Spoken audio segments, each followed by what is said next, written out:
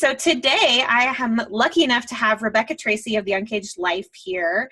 And we are going to be talking about Facebook Lives and webinars and all this kind of stuff because you've kind of changed your approach to live content like webinars and things like that. Is that true? Yeah, I have. I'm changing it. Okay. So yeah, I wouldn't say I've found the perfect mix, but I'm definitely experimenting with a couple different things these days. Love that. So for anybody who doesn't know you already, why don't you tell us who you are and what you do a little bit so that we have some context? Yeah, for sure. So I'm Becca. Hi. I'm over at the Uncaged Life. I work with new business owners. So lots of service-based folks. A lot of my clients are life coaches, health coaches, or nutritionists. Energy healers, writers, and they're kind of moving into their business for the first time, and they're trying to do all the things, and they're trying to figure out mostly how to get clients. So I really bring them back to the foundational stuff and work on that, helping them figure out what their brand message is and who their ideal clients are, and create services packages that they can sell. So they usually come to me going, "I'm a life coach. What do I do now?" So I really help them really like niche in and get super clear on who they're targeting. So then they can go off and learn things like how to write content and how to run Facebook ads and how to do webinars. And I find they tend to jump into that stuff far too early before they even know what the hell they're actually selling. Right. I think probably all of us were at that stage at some point. Yeah. Like, I need a website. What are we going to put on it? I don't know. Right. Yeah. I was definitely the person who was like, I need a logo. Oh yeah, logo for sure. What I was selling.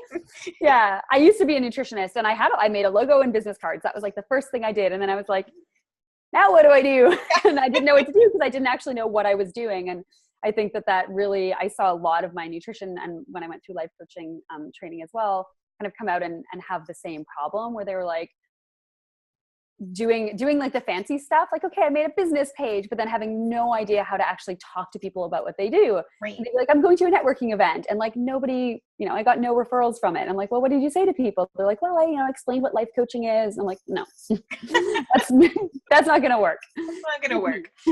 Well, so you've had this business for a while now, haven't you? Yeah, 5 years, Yeah. 2011. Yeah. Ooh. Yeah. Crazy. Seems like a long time ago. Right. So webinars have been a thing for you for a while, but you're kind of shifting your approach now, right? Let's talk about that a little bit. Yeah, I didn't jump on the webinar train probably until a couple of years ago, like within the past 2 years probably. And I'm still not, webinars are certainly not like the main way that I sell my programs. But just kind of watching what's been happening with webinars and watching, my own like preparation for webinars to get, to present on webinars. As the presenter, I feel like, first of all, there's so much setup, right, that goes into actually setting up the webinar and all the emails and getting the email list and getting it up and all that stuff. And then there's like preparing the slides. And then there's like this nervous feeling of like, oh my God, it's like this presentation and everyone's coming for it and I can't mess it up. What if nobody shows up? Yeah. Nobody shows up.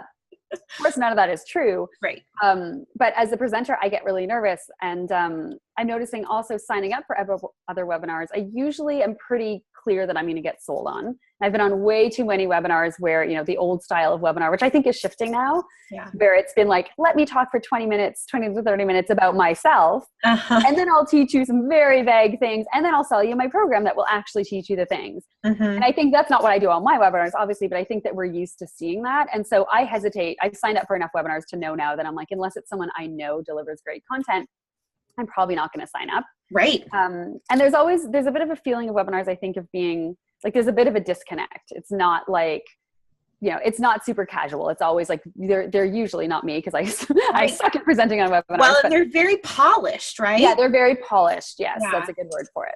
We've all been taught like, oh, here's how you make your pitch, and here's how you do your introduction, and here's how you can hear it. You can hear it when people go into it's like the prescribed formula. And I think it worked when webinars were a new thing and people were starting to really offer more free content. And I think now most people, even outside of the online business world, are savvy enough to kind of see some of the trends. I think webinars are still great. I just think they're becoming probably overall shorter. I've been on some super, super long webinars where there was probably 20 minutes of good content and the other hour was just fluff. So I think they're becoming shorter and more casual. I'm seeing a lot of people actually do webinars now without slides, just kind of popping on and talking. Just talking. Interesting. Yeah. That is interesting. Yeah. Well, and I've noticed watching you that you've been doing a lot more Facebook Lives that are a little more planned than like maybe your traditional Facebook Live. Like yesterday, you were talking to Gina, right? Yeah. And so and it looked a little more like, because you had asked for questions ahead of time and had them on the screen. It was a little more like prepared than the typical like, hey, I'm on my phone, you know? Yeah. Yeah, totally. Which is, I also do those. Yeah, and I think those have their place. Yeah. Well, I mean, and I'm just starting to, I've been doing a lot of Facebook Lives for a while now. I am by no means fantastic at them. But I honestly think that a lot of, especially my audience who are new business owners who are terrified of doing something like a Facebook Live because they feel like it has to be perfect. Right. They see me come on and my dog's jumping all over me and like there's noise outside and I'm kind of walking around. It's all wobbly. And they're like, oh, it doesn't have to be super polished. So I definitely think there's a place for those. But yeah, I've been doing a lot of Facebook Lives. I can talk a little bit about when I do them and how I do them. So I've been doing them definitely during my program launches in addition to webinars. So I'll still have the webinars, but I'll use my Facebook Lives as a way to like remind people that the webinar is happening. Because nobody reads email. I know so many people who are like, oh, don't email me, like Facebook Messenger me or like ping me on Slack, but like I don't check my email anymore at all. And I'm like, I know that makes my heart go like, oh. I know. I'm like, but right. So people aren't checking email as much, and so I feel like Facebook Lives to remind people of upcoming events or webinars or launches are like an insurance policy because everybody's on Facebook, you know, and it gives you the little notification that someone's live. So I use them as kind of an insurance policy of like, hey, this thing's happening. You know, they probably already got an email about it, but they might not have seen it.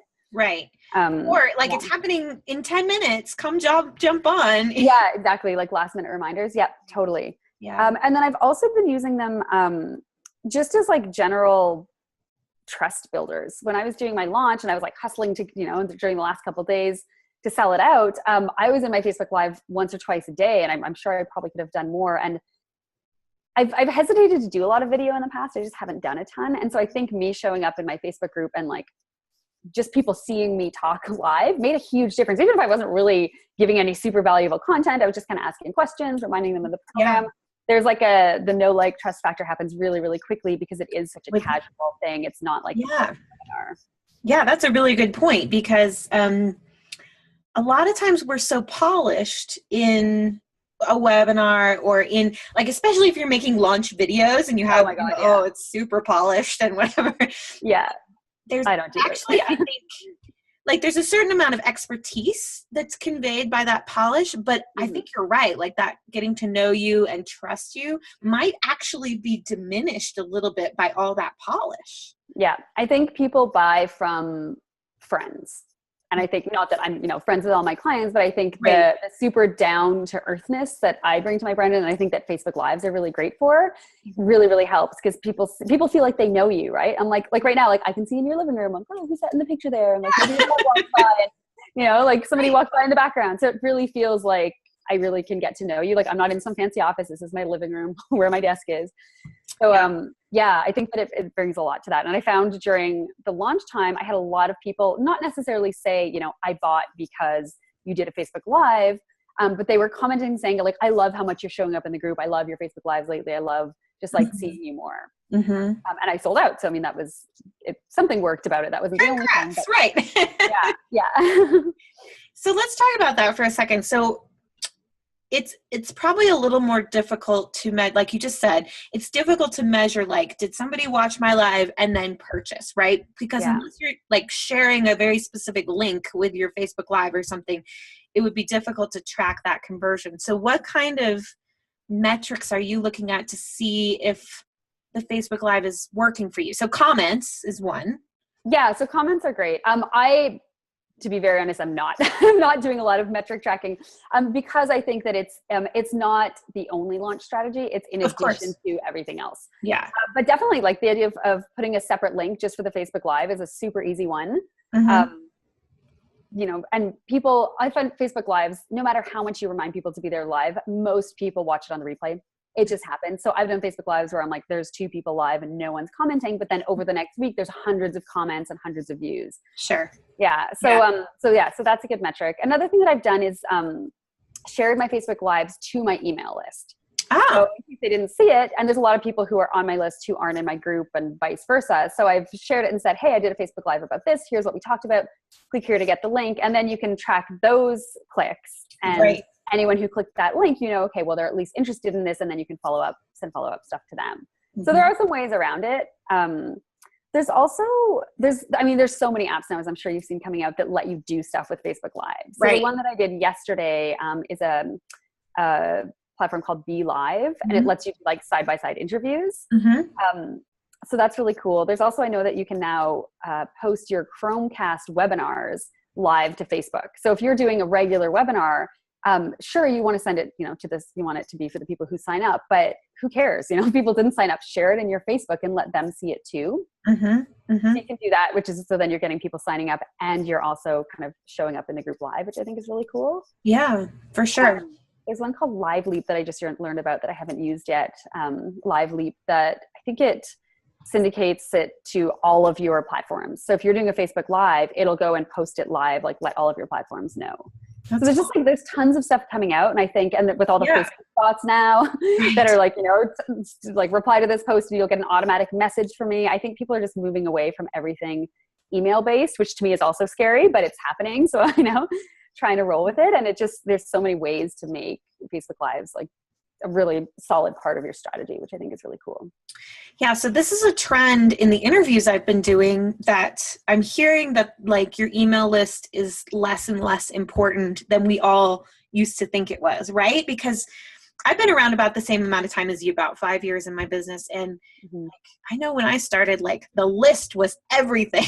Build your list. Like that was everything. And now a lot of people I respect and trust are talking about maybe not. How are you negotiating that? I still think it's important. I still read emails. Maybe I'm old school. I do too. Still read emails, or at least I see them pop up and I kind of know what's going on. If I'm interested in something, I read them.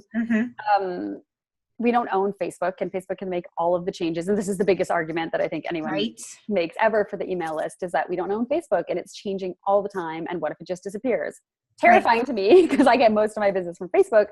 But I think of it all working together. So like they see the Facebook Live, they see the tweet I put out, they also see the email. It's like, you know, when clients are seeing things 6 or 7 times, it's when it starts to be like, oh, maybe I need this thing, right? There's like a little bit of like the fear of missing out that comes in when it like keeps popping up. So I do think email is important.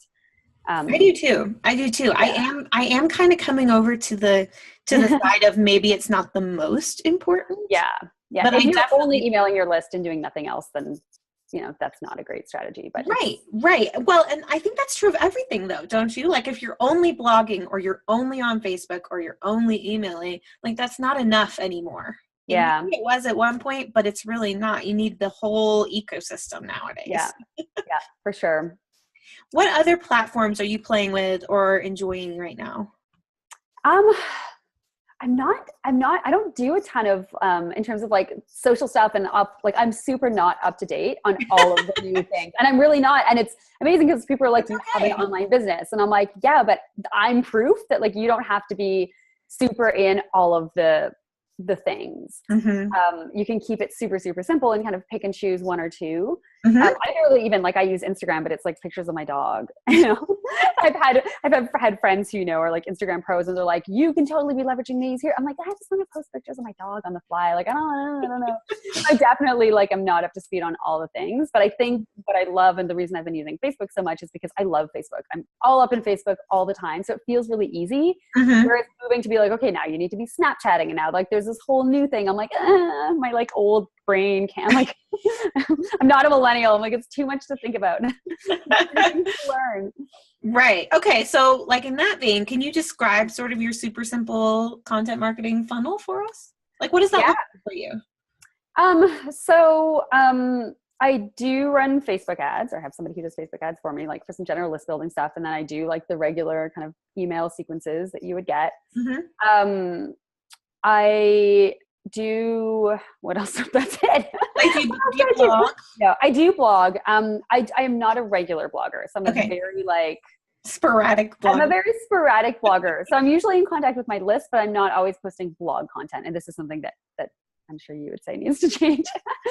But I do blog. I do webinars mostly for launches. That's something I do want to change because, you know, doing more Facebook Lives and webinars and just sort of getting in front of my people in a live way more often definitely needs to happen. Yeah. And then, what else do I do? And you have a private group. I have a private group. Yeah. So I do a lot of chatting with people online in my group. I'm not in a ton of other groups because it's, as you know, it gets overwhelming. Right. There's a lot. Yeah. There's a lot to do. So just lots of like, I'm super active in my group. You know, I've had people be like, you should not be in there as much as you are. And I'm like, I can't help it. I see someone who has a question. I'm like, let me just get in there real quick and for you. I'm the same way. Yeah. So my launch strategies are like pretty simple. But it works. And I mean, that's what's important. Yeah, it works. And definitely what worked, you know, a few years ago for my program is not working now. So that's why things like Facebook Live are coming in and trying to kind of figure out new ways of getting in touch with people. But for me, it's been a lot of just more like hands-on personal stuff. So like I added a live chat to my sales page. That was huge. That was the best thing I did for my last launch. That's really interesting. Yeah, I spent hours answering questions, and I was going to pass it off to my VA. At the end of the day, I was like, you should be doing this. Like people want to, you know, because my group, I give a lot of hands-on attention. So I was like, I want them to get that feeling. So, you know, I'd have 25 chats coming in a day and like lots of them would convert. How does that work? So I've never run a live chat on a sales page. Like, do you have to literally be at your computer all day or on your phone? So you can set it. So I use one called Drift. There's a bunch of different ones. So you can set it to either be live right now, or you can set it to say like, hey, if you have any questions, you know, I'm back to my computer in a little bit, I'll get back to you. Or you can customize it so it sounds, you know, whatever. So if I am live, it'll pop up. I actually have it linked to Slack. So I can just like, there's one Slack channel for all the chats, which is really great. So I don't have to be going into like a separate app. So yeah, it'll say like the message will pop up if I'm online. And if I'm online, I'll usually go online, make sure that I'm live right after I send out an email. Cause then I know people are on the sales page. So it'll pop up and it'll be like, hey, it's Becca here. And like, yes, it's really me. Do you have any questions? Cause people think it's like a weird robot. And I'm like, it's actually, you know, and then I start chatting with them. They're like, oh, it's you. I'm like, it's like those, are they Capital One or Discover Card commercials where they're like, oh, is this a real person? Yeah, exactly. Yeah. So then I start chatting with them. And even if I have to hop offline, I've got those names to then follow up with. So I've been doing a lot of like follow-ups, which I never really used to do before. I was like, oh, you can't afford it. Okay, cool. But now I'm like realizing that continuing those discussions is really important. And then with the chat, if you're offline, people will post questions and then I'll just respond to them by email later. Interesting. Yeah. I like that. It's awesome. Yeah. It's really great for I wouldn't have it on my site all the time. Yeah. It might be useful, but I would probably then have an assistant managing it. But for the launches, yeah, it's great. Very cool. Very cool.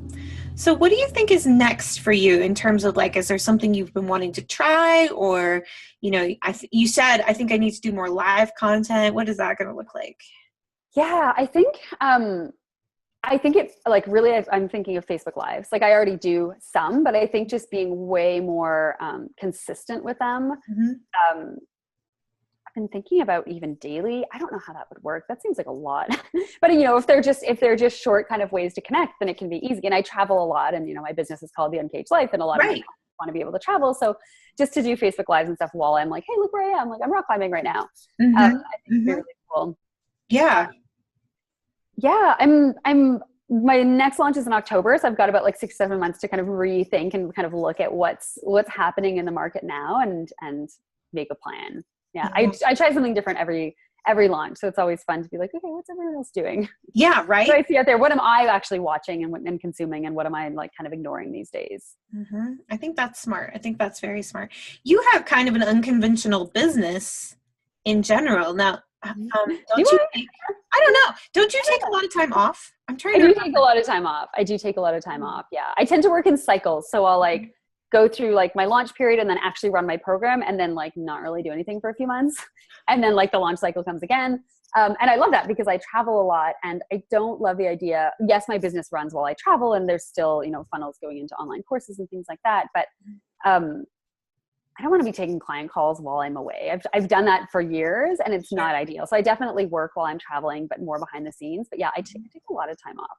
I'm realizing compared to starting to chat with like other business owners who have their businesses as long as I have, I'm like, oh, you don't take like 6 months of the year off? Okay.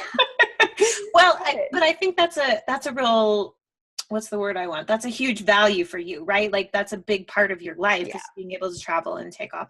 How have you set that up? Is it mostly because of your launches that you're able to do that? So like you get a huge influx of revenue and then you're able to take Is that how that Yeah, yeah. I would say that I've built it so that my group program is now scalable. It wasn't always this way. I used to launch this same group program. I've been doing it for 3 years now, every second month. So I would launch it, then run it, then launch it, then run it, then launch it, then run it. Yeah. It was insane.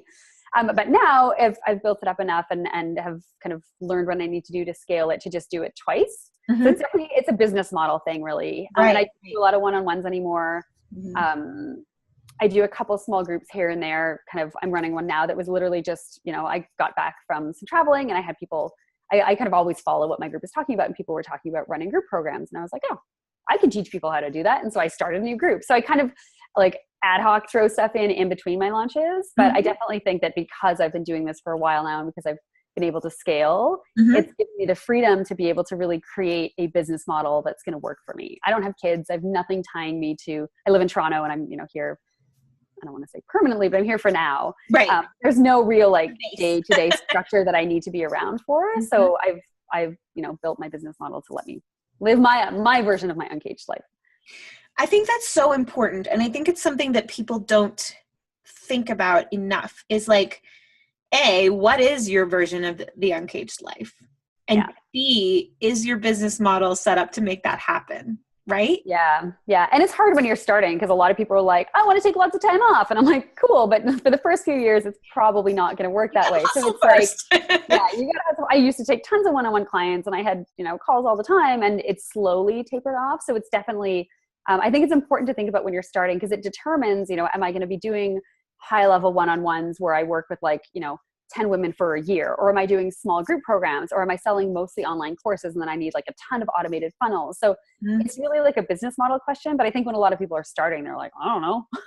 I have no idea, right? So it's like, get started and try different things. And I've probably tried, I can't even count how many different programs and ways that I've tried of working with people. But yeah, I think it's a lot of trial and error to get to the place where you realize, and I know people who would hate my business model, who are like 2 huge launches is terrifying. Like I'm happy with my ongoing roster of one-on-one clients that keep rolling in and it's, super easy. I think that would be me for sure. Yeah.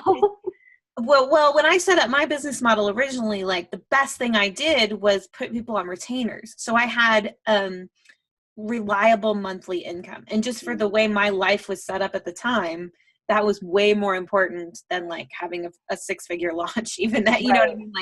I would have been terrified by what you're talking about. Yeah, exactly. Because it is there's, not that I make zero money between my launches, but it's random, right? It's right. I want to run a program like I am now. Yeah, it's not consistent. It's not consistent. So that's when I say I don't have any massive expenses. I don't have children. I don't have these things that I absolutely need to pay for. And if I do, I've got a buffer from my last launch. So it definitely I'm totally very fine with risk, especially when it comes to money. So I think that plays into the choices that I make for my business. But my clients are not all like that. A lot of my clients have kids, have families, have mortgages. Their version of Uncaged is being able to spend every evening with their kids, or to be able to, take 3 family vacations a year or whatever it is, and not ask the boss for 2 weeks off. So it's really, really different. Yeah, it's different for everyone. Yeah, I love that though, that it's all okay, right? Whatever is right for us is right for us.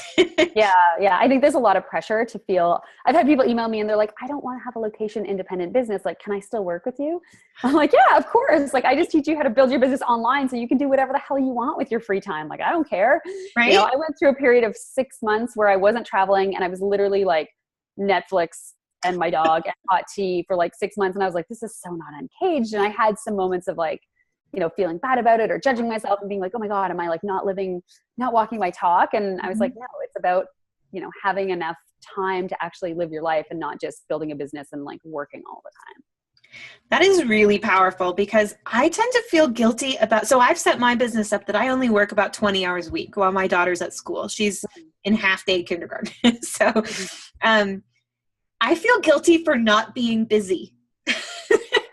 So I have the same sort of oh, I should be hustling more. I should be, but I'm successful. I'm happy where I'm at. And the time thing was more important than whatever, than a huge paycheck or, those kinds of things. So yeah, I definitely I feel when I'm at home, and maybe this is why I travel so much, because the only time I really am if I'm at home, but there's no big launch going on or anything, I do feel like I need to be working. So the only way to not work is to like leave the house or like Go go do on a trip. Like I'm not good at just kind of, lazing around doing nothing at home. When I'm at home, it's work time. And then when I'm like off traveling, it feels very separate. So it feels easy to unplug and not work. Interesting. Yeah. Yeah. That's so cool. Thank you so much for joining me here. Why don't you tell people where they can find out more about you and, find out more about your next launch when it happens? Yeah. So I'm at the Uncaged Life. I have a Facebook group that's full of, there's a billion Facebook groups, but I like mine. I like mine. There's lots of really great folks in there who are just starting businesses and all the way up to experienced businesses to help support you. So that's at Uncaged Lifers is the name of the group. And that's usually the best place to reach me because like I said, I'm in there all the time. I'm doing Facebook Lives. I'm responding to your questions. My program runs again in October. So it's a ways away. But if you're in the group or you're on the list, you'll see one of them. Awesome. Well, thank you again so much for taking the time today. I had fun. Yay. Thanks, Lacey.